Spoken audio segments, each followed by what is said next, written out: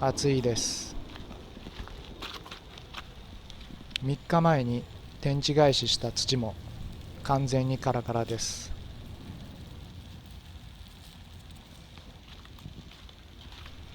これから水やりをします。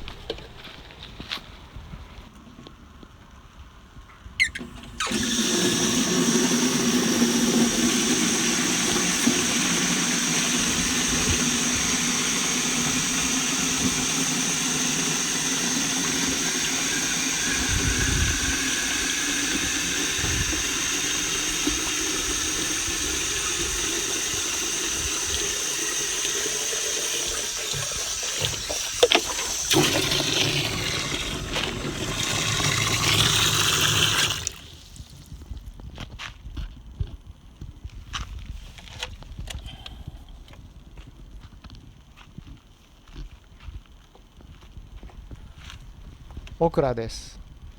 暑いですけど、まだまだ収穫できそうです。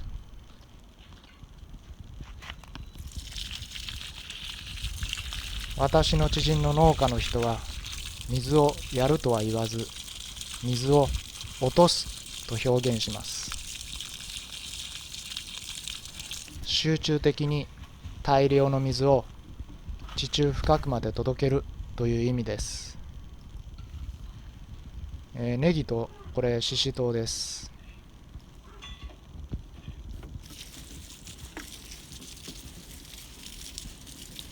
シャワーヘッドで表面的に水やりをしても暑さですぐに蒸発してしまいます。同じ箇所に集中的に水を投入して地中深くまで水を浸透させます。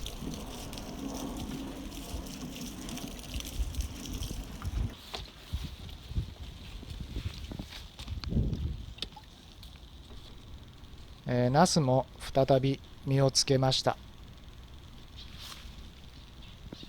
秋ナスが楽しみです。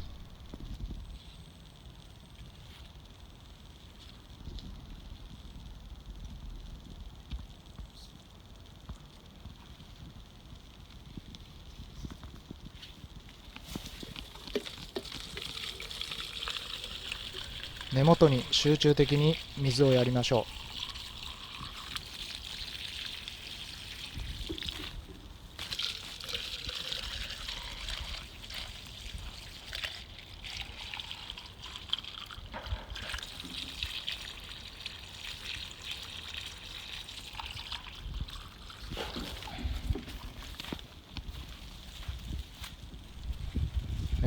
トマトが1個熟してるので収穫しよう。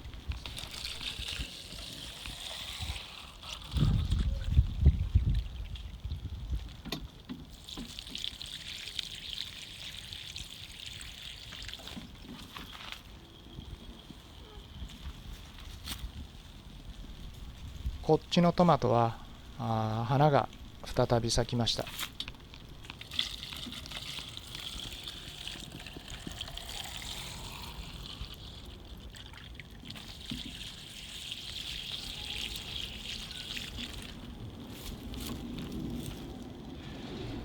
ミニトマトはまだまだ収穫できます。